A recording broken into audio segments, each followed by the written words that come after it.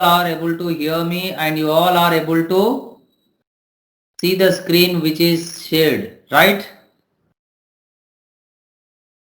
One last and final confirmation so that we will begin the class.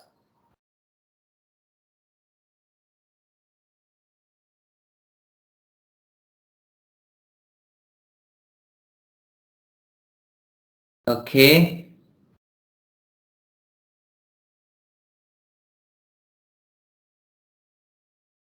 Now, so once again, I'd like to say you a very good morning to all of you. Thank you so much for the cooperation and let's have a brief discussion of what we have done previously. In the last class, what we have done. So let us look at that first. Then we'll go further.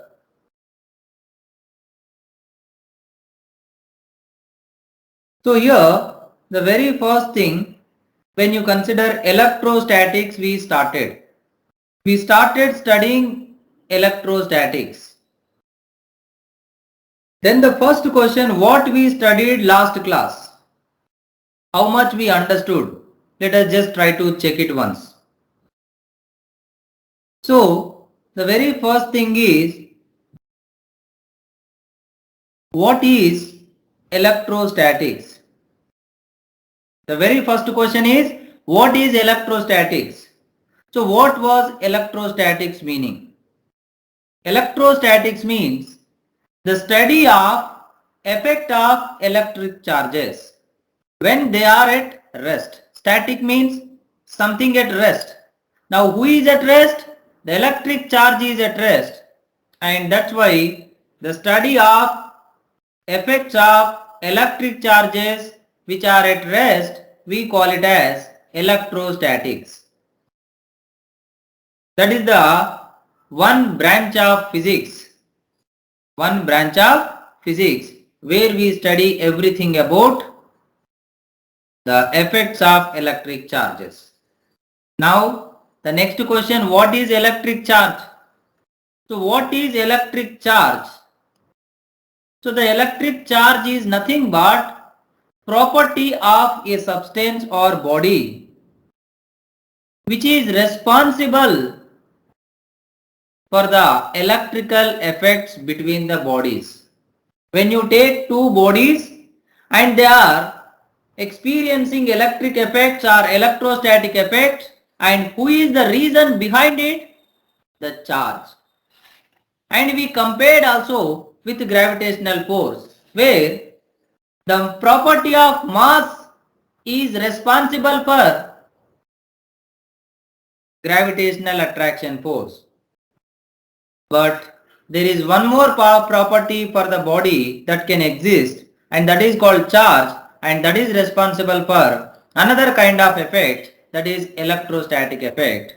So that the bodies experience electrostatic force because of their property called electric charge. Now the third question, what are the types of charge? When we consider mass, the mass is always positive and the gravitational force is always attractive. But in case of electrostatics, it is slightly different. What is the difference? There are two types of charges. One is positive and one is negative. And there are two types of electric forces. One is one is attractive and repulsive. So there are two types of charges, so there exist two types of forces. Now what are those two types of forces? The two types of forces are, when two charges are having positive sign or negative sign, both are called like charges. The like charges nothing but same charges, same sign.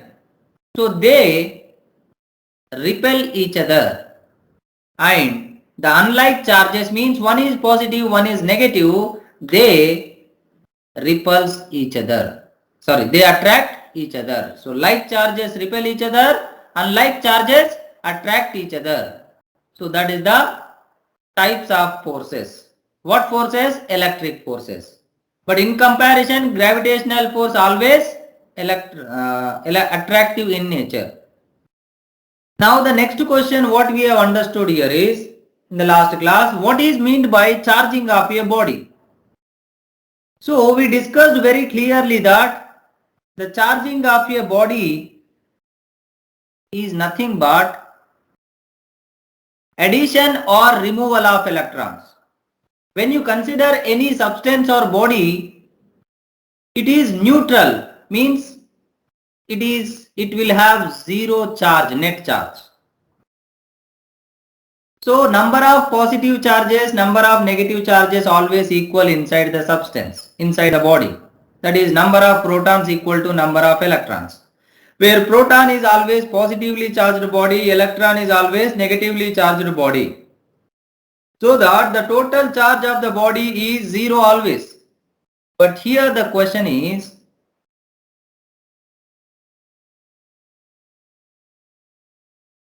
what is the meaning of charging of a body?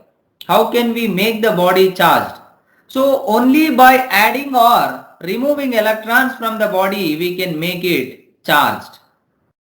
If you remove electrons from the body, that is called deficiency of electrons, which leads to positively charged body, because now there are more protons are there. And when you consider addition of electrons, that means you are adding more electrons. You are adding more electrons. So that is called excess of electron, that leads to negatively charged body. So a positively charged body or negatively charged body. Next, the question is, what happens when a body gets charged? So when a body gets charged, what happens is there are two things you can consider. One is, if you remove electrons, mass slightly decreases. If you add some electrons, then mass slightly increases. But in both the cases, as it may get positive or negative charge, there may be a repulsion. There may be a repulsion between the similar charges, so that the body gets expanded slightly because of the repulsion. Repulsion means they try to move apart, so that the body gets expanded slightly. That means increase in size happens. So that is what the another thing. So next,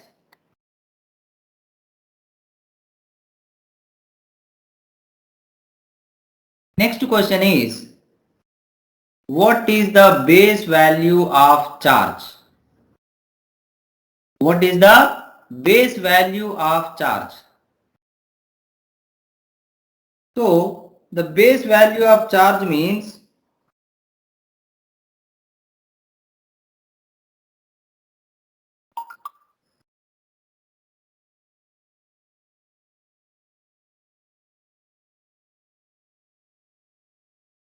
the charge of electron or proton is, the base value of charge is nothing but the charge of electron or proton, and we have discussed that is E, and that value is 1.6 into 10 power minus 19 coulomb. So this is the basic value of the charge or base charge, and for proton and electron it is equal, but what is the difference is, for proton it is positive, for electron it is negative. Now the next question, why is the repulsion is sure test? The question is little bit confusing actually. It should be in a perfect manner like this. Why repulsion is the sure test of electrification? So later when I send it as notes, please try to change this one question. Why Repulsion is the sure test of electrification. Means whether a body is electrified or not, how can we come to know?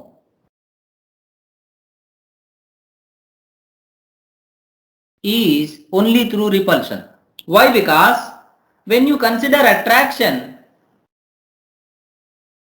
there is also attraction between two bodies due to gravitation. So when two bodies are attracting, you cannot say that the body has charge and that's why they are attracting. Maybe they are positive and negative charges, but we cannot conclude it. But if two bodies are repulsing each other, then obviously we say that yes, there must be some charge because there is no chance that the gravitation become repulsive force. So that's why repulsion is the sure test of electrification. That is what you can conclude. Now the next thing is, what are the types of substances? See, the types of substances nothing but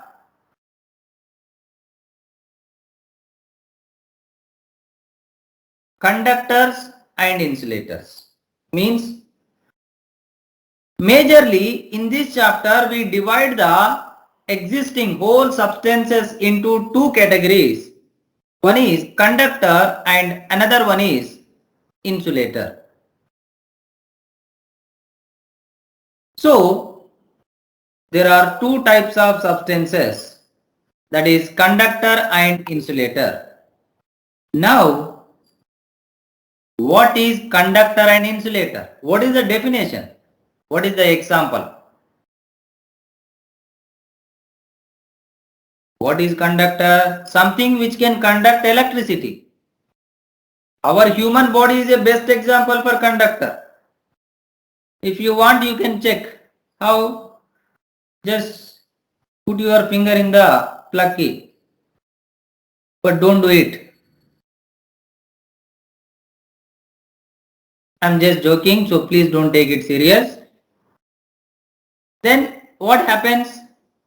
We feel electric shock, but that is very risky thing. If you take two wires and connect across the metal, then the current passes through the metal conductor. So the substance which can conduct electricity, we call it as conductor. The substance which can conduct electricity, we call it as conductor. And the substance which cannot conduct electricity,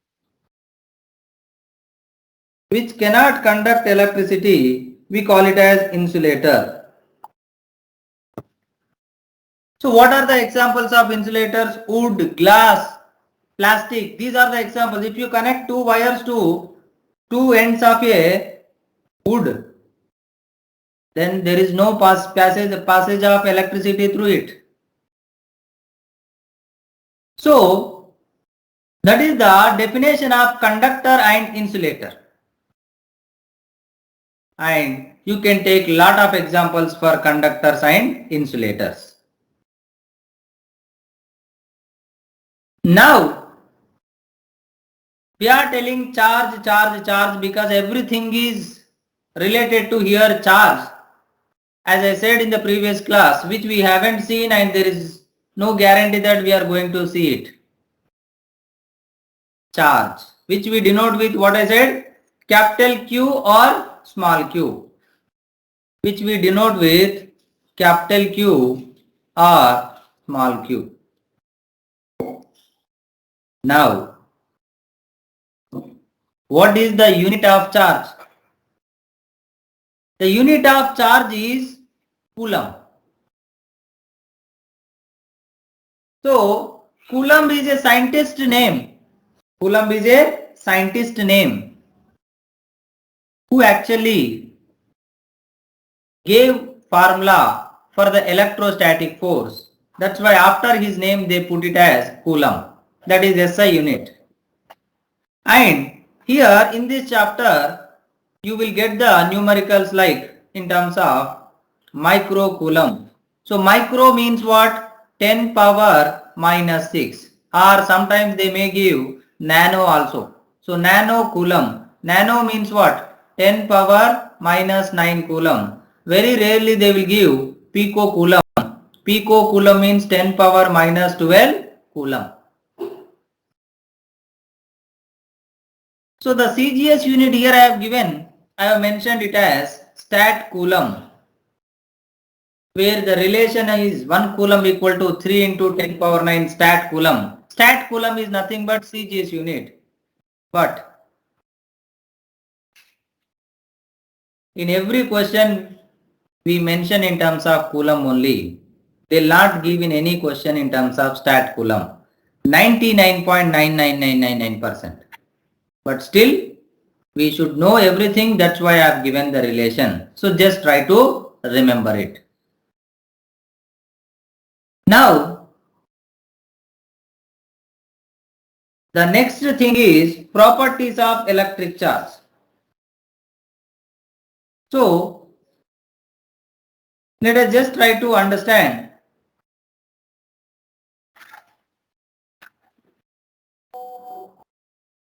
Charge is additive in nature. First thing.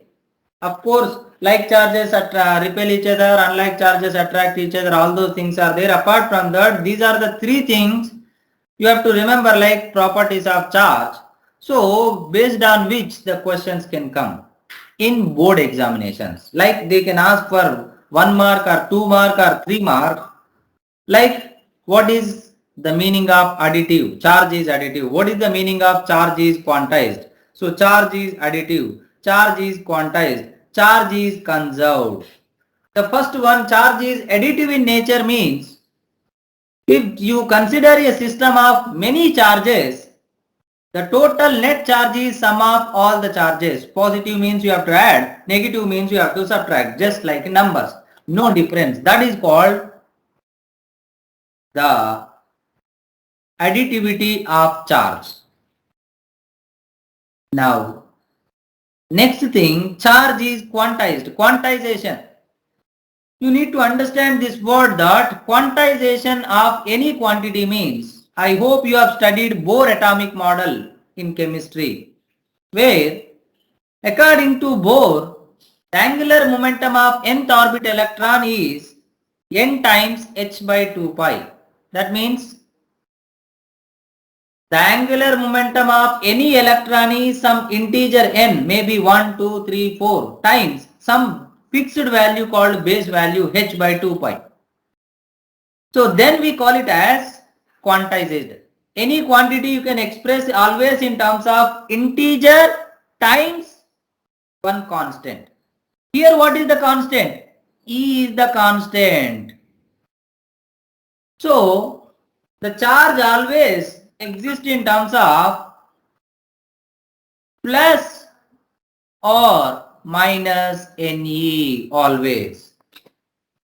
So N means number of electrons. Either you may remove or you may add, where E is charge of electron. That's why always charge on the body exists in terms of plus or minus Ne. Only for the question purpose they may give in terms of decimal, but it is not true in actuality. So they have given means only for the purpose of numerical they have given, but in actually you cannot remove half electron, you cannot remove 0.1 electron, either you can remove 1 electron, 2 electron or 100 electrons. So that is what we call it as quantization. Now the charge is conserved. That is, we cannot create or we cannot destroy charge, but we can transfer charge from one body to other body. Charge is conserved. That means conservation means what? Something remains constant. Who is remaining constant here? Who is remaining constant here? Charge. That means we cannot create any charge, we cannot destroy any more charge. Only what we can do is we can transfer electron from one body to another body. That means we can transfer the charge from one body to other body. That's it. That much only we can do. So when you transfer, then what happens? One body who gains electrons becomes negatively charged. The other body who loses electrons becomes positively charged body. But no question of I can create electron. You can create electron. The total charge existing in the universe is constant. Next. Now we are talking charging of a body, adding, removing of electrons. Okay, very good, fine. But how can we do it? You can do it as I said in the last class. So when in winter season, when you are tightly holding the blanket, you just rub your foot, then or you just rub the blanket, then you will hear some spark. That is nothing but the charge is coming out. Or when you take specifically, there are three methods for charging of a body. So methods of charging, one is friction, rubbing, another one conduction, another one induction. Conduction, induction. First let us take friction. Friction nothing but rubbing each other. But here one difficulty is when you rub two things, the best example is take a comb and rub with your dry hair and then the comb gets charged. So the comb gets charged, and how do you come to know that one? You take it to near the paper pieces, then it will get attracted. So rubbing results in charging of a body. Same way I said in the last class, when a paper come out of Xerox machine or printing machine, that also rubbed inside. That's why when it come out, it will stick to your hand. You check it. That is because of friction. That is just because of what? Friction. That is just because of friction. So rubbing two bodies gives charge to both the bodies. Okay, enough, fine. But the question is, who will get positive charge, who will get negative charge? That depends on their properties, chemical properties, and the nature of the substance and their electron energies. So we cannot understand all those things. We can't go that deeply. But what you have to do is, you have to remember few examples which are given in textbook. Like here, one example, when a glass rod is rubbed with silk cloth, you can also take both of them and rub. So here rod is acquiring positive charge, means it is losing electrons, and silk cloth is acquiring negative charge, means it is gaining electrons. Similarly, when a ebonite rod is rubbed with fur, ebonite rod acquires negative charge and fur cloth acquires positive charge. So like that, few examples will be there based on this friction. Just try to understand. So here I have shown just with a simple diagram. So who is losing electrons, who is gaining electrons. So that is one simple method of charging. Next one is conduction. Conduction means very simple. You take one body and there may be positive charge or negative charge. You take another body that has zero charge, no charge, neutral. Now what you do is you kept them in contact. You kept them in contact. One is plus, one is zero charge. Now when you kept them in contact, what happens? Due to repulsion between the similar charge, the charge will spread on the surfaces of both of them, so that the charge will spread on both the surfaces, complete surfaces. So when you separate them, then both becomes positively charged. Of course, charge value decreases. Or in another way, I can say that one body is positively charged. That means it is having deficiency of electrons. So it will attract electrons. So electron transfer from neutral body to this one. So its charge value decreases, and another one is donating electrons so that it becomes positively charged. Similar case happens with negative charged body also. You take one negative charge and contact with the neutral body, then both acquires negative charge. Means when you can charge a body using the another charged body by keeping them in contact, That phenomena or that process we call it as charging by conduction. So that is what? The charging by conduction. Now, the another method is induction. But here, to understand first induction, we need to understand one more thing, that is earthing of a body. What is earthing of a body? What happens when we connect a body to earth? In every household, we will say that earthing is important. I don't know how many of you have heard it. Like whenever the electricity person is arranging all the connections and all, they will take one wire for the earthing. So they will connect it to the earth. Why? Because earth is the one, it's like an ocean of charges. It can take enormous number of charges. It can provide enormous number of charges. It can donate, it can accept n number of electrons. So that's why always you give n number of charges, electrons to earth, or you take n number of electrons from earth. Always it behaves like it is neutral. The net charge is zero approximately because of its huge size and nature. Now, when you connect a body to earth, what happens is,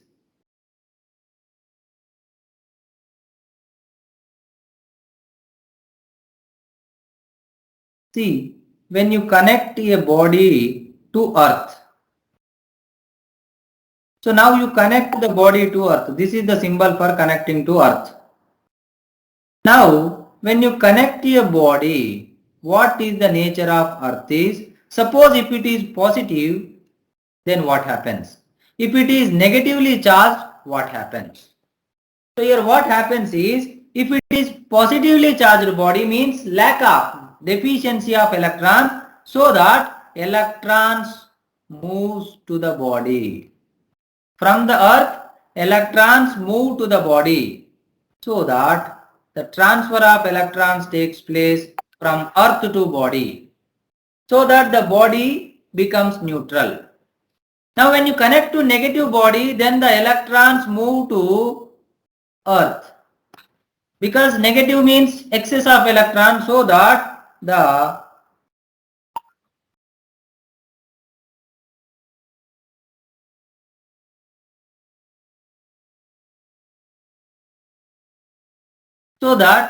the body becomes neutral. So when you connect a body, that we call it as earthing of a body, what happens is, electron may transfer from earth to body or from body to earth, so that its charge becomes zero. Actually, its potential becomes zero. But what is the meaning of potential? That is electric potential, we understand in further classes. Now come to the concept of induction. Induction means here, see, first you take one charged body here, positively charged body, and keep it near the uncharged body. So one charged body, you kept it near the another uncharged body. Like here they have taken one positive body kept near the negative body. So as it is positive, it will try to attract negative charges, electrons towards, and it will try to repulse the positive charges. So that what happens to the uncharged body is, the electrons will come one side, the protons will move another side. So that one side it acquires, it looks like negative, another side looks like positive. It's not like they will come out. But now when you connect to the earth here like this, then what happens is, one side positive charge, so the earth try to balance that positive charge. Okay. But earth also even try to balance the negative charge.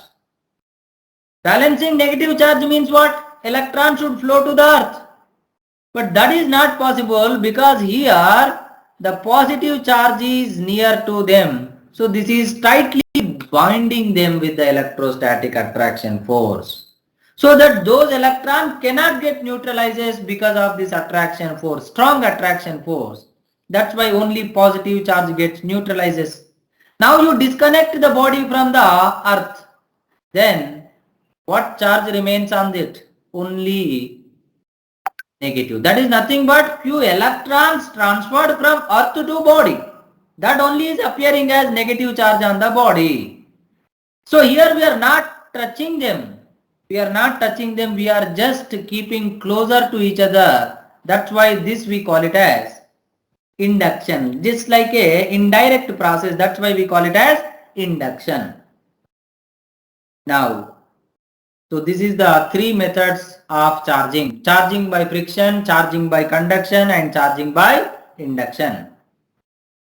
Now, the final thing today is Coulomb's law. What is Coulomb's law? We are telling electric force, we are telling electrostatic force. What is that actually? How much force will act? But today we will just study one case that when two charges separated by, like I am showing here, Q1, Q2 separated by a distance r in vacuum or A. What should be the medium between them? A. Then they experience an amount of electrostatic force which is given by the force of attraction or repulsion between two charges, or better to say the electrostatic force of attraction or repulsion between two charges is directly proportional to product of charges and inversely proportional to square of the distance, and here is the expression. See here, directly proportional means what? So, F is proportional to, F is proportional to Q1, Q2, and inversely proportional means 1 by R square. But where there is a proportionality, there must be one constant will come. That is called proportionality constant.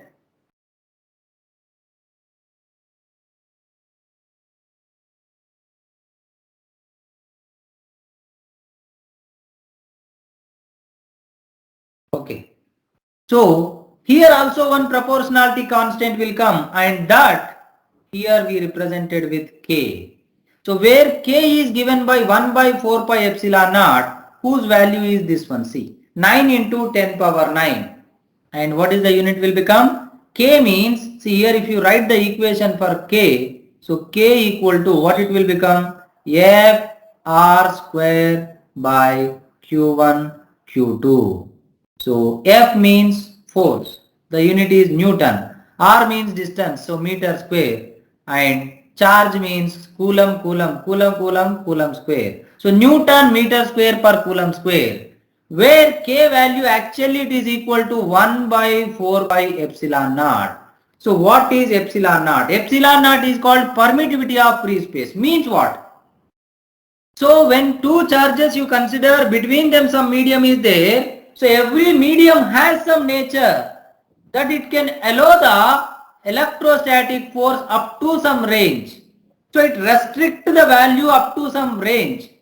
And the nature which restricts it, that has some constant, and that is called permittivity. Permittivity means what? Permission level. Up to what range I can allow. It has its own permissions.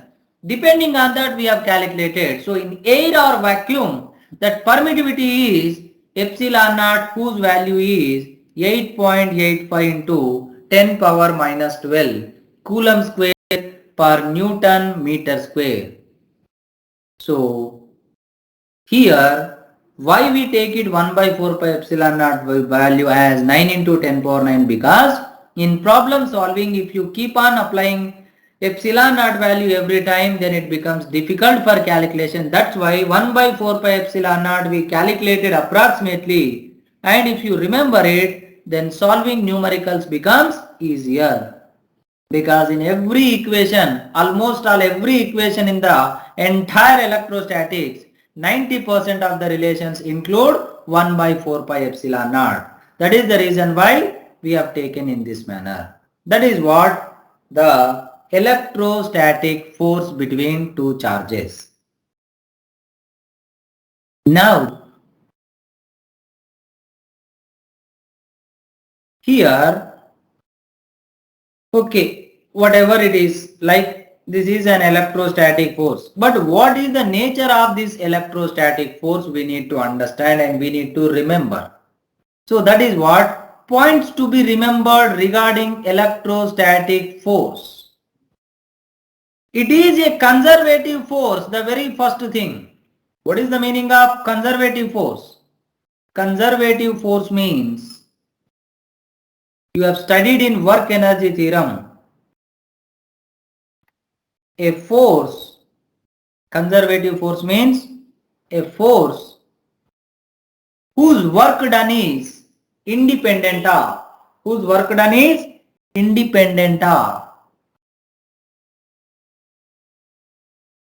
path followed. That force we call it as what? Conservative force. Or for any force, if the work done per closed path means initial and final position is same. So displacement 0. So if displacement 0, then the work done also should be 0. Such kind of force, what we call it as? Conservative force. Now, the next point what you have to remember is it is a central force. Central force means what? When you take two charges separated by some distance, like this is Q1, this is Q2. Now the force between them always act along the line joining them, maybe rightward or leftward.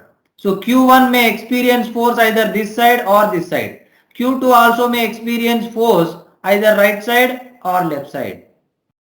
But always the force acts along the line joining both the charges. That's why it is called central force. And it obeys inverse square law. What does that mean? Here if you consider the force, it is inversely proportional to square of the distance. Same like gravitational force. That's why it is called, it obeys inverse square law. So it obeys inverse square law. And the fourth point is it obeys Newton's third law. It obeys Newton's third law. So what is the meaning of Newton's third law? For every action there is an equal and opposite reaction. That is what we call it as Newton's third law. So here also same thing, when two charges are there, Q1, Q2, the amount of force Q1 experiences due to Q2, same amount of force can be experienced by Q2 due to Q1. Please try to understand here. The amount of electrostatic force on Q1, that is F1 due to 2, must be equal to force on 2 due to 1 in magnitude. So they always equal in magnitude, but they are in opposite direction, either attraction or repulsion. Attraction means, see, these are the two charges, means they are attracting, means the force is towards each other. They are repulsing means like this, the force is away from each other. So the force may be towards each other or the force may be away from each other. Attraction means towards each other. Repulsion means away from each other, outside. But in both the situations, if you consider the direction is opposite to each other.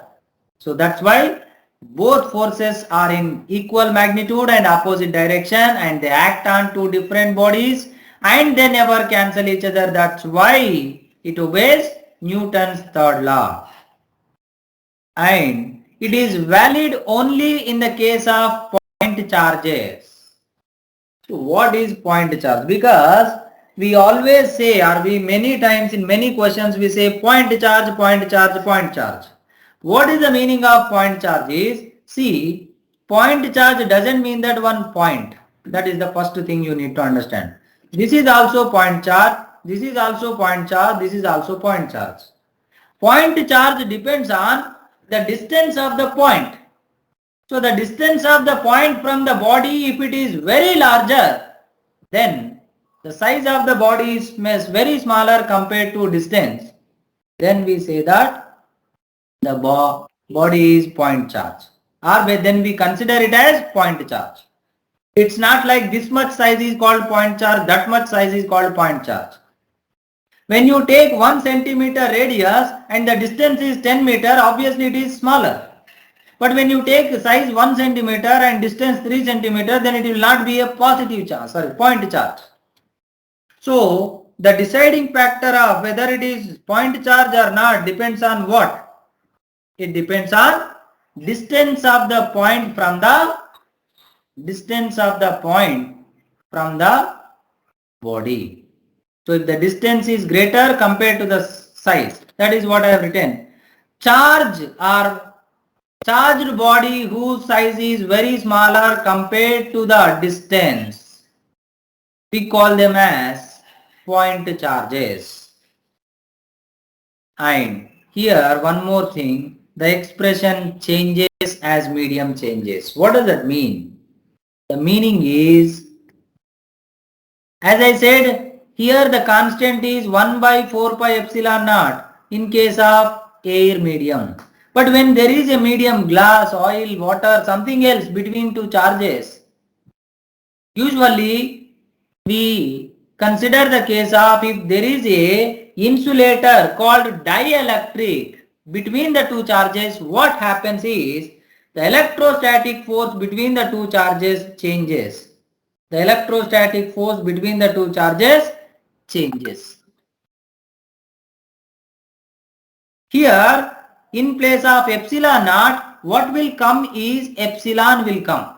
What will come? Epsilon. That is called permittivity of the medium. Means the medium has another permission level depending on its nature, and that we call it as epsilon. That is permittivity of medium, which is given by epsilon naught into epsilon r, where epsilon naught is permittivity of free space, epsilon r is relative permittivity of the medium. So that thing we again discuss in the coming class in detail. Now, the last and final, the magnitude of electric force between any two charges is independent of other charges in the surroundings. Suppose there are two charges now, just like Q1, Q2. So here one charge Q1, here one charge Q2. Now you place one more charge Q3. That will not affect the force between Q1, Q2. That will not affect the force between Q1, Q2. The force between two charges is independent of other charges. But here Q3 may act some other force on Q1. That is different. Q3 may act force on Q2. But the force value between Q1 and Q2 doesn't change. That remains same. That is what? The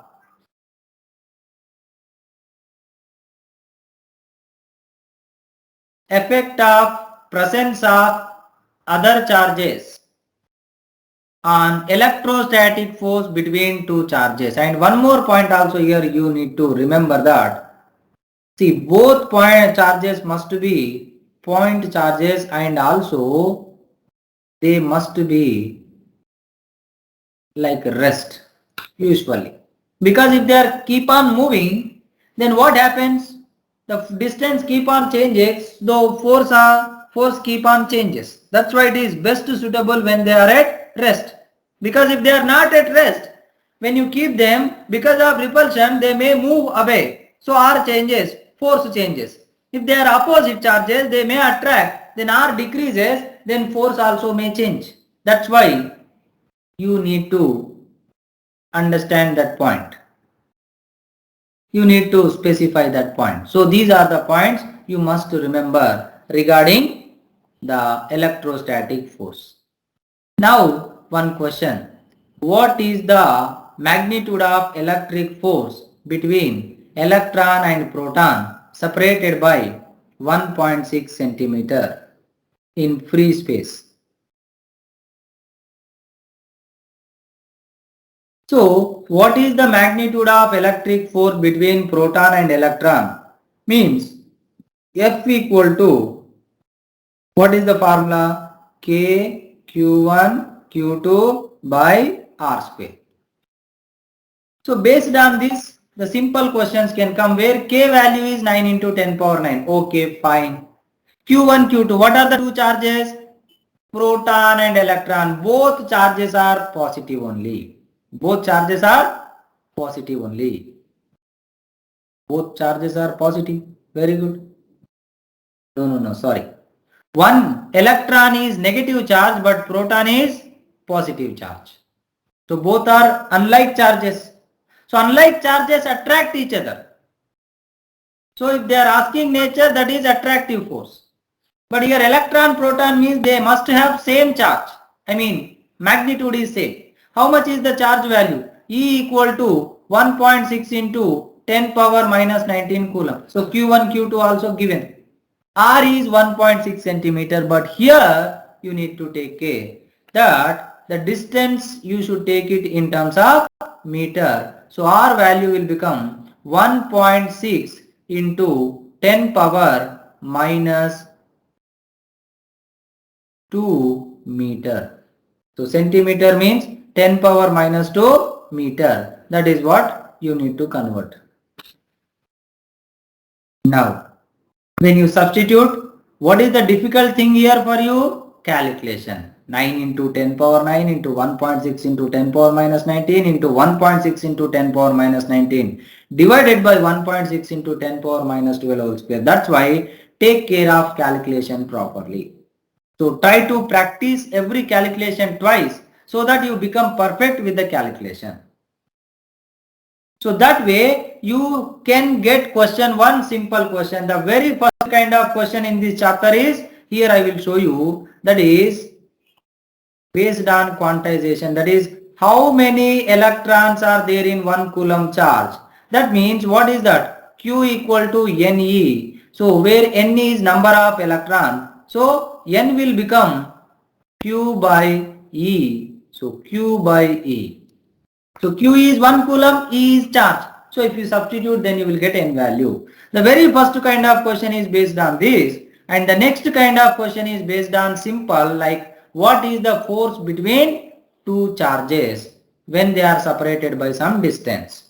Similar way I have given here one more question. So please try to solve this question from your side, and if you don't get the answer, I will tell you. But please try it once later. Now this is everything what we have studied now. Mainly what are the methods of charging? Friction, conduction, induction. Friction by rubbing, conduction by touching one charged body with uncharged body, by induction by bringing one charged body near the uncharged body and connecting it to the earth. That is what the charging by induction. And what is the Coulomb's law? What is he said about the charge force between or electrostatic force between two charges, and what is the mathematical expression, that is K Q1 Q2 by R square, where K is a constant 1 by 4 pi epsilon naught whose value is 9 into 10 power 9, and epsilon naught is permittivity, another constant, that is 8.85 into 10 power minus 12. And what is the nature of electrostatic force? All these things we have studied today, and we have solved one or two questions. But in the entrance, whether it is NEET or JEE or CET, the very first kind of question you can expect is based on application of Coulomb's law. Those things we study in the coming class. Like what we are going to study in the next class, here is the thing. Comparison between electric and gravitational force between two charged bodies. Of course, we have already compared maximum things. We just take a look at it. What is the effect of medium on electrostatic force between two charges? If two charges are separated by a distance inside the medium, then what is the effect of medium on the electrostatic force? As I said, every medium has its own permission level. So the permittivity constant changes, so that the electrostatic force also changes in magnitude, whether it increases or decreases. If it increases by what factor, if it is decreases by what factor, we should understand and we should make one mathematical expression. Now, What are the applications? Means nothing but how to solve numerical. What kind of various questions comes based on the Coulomb's law and how to deal with those questions. That is what exactly we are going to study in the coming class. So this is how we are going to discuss in the similar way. Hope everything is going fine and you are able to understand it. So we will meet in the next class. Thank you all of you. But before signing off, just tell me, is everyone comfortable now? Today's class is good. You able to hear everything and you able to see everything. And if there is any problem, please message me personally. Let us try to sort it out and let us try to get the things done in properly. Please feel free to call me or message me for any problem. Okay? So thank you all of you. We'll meet in the next class.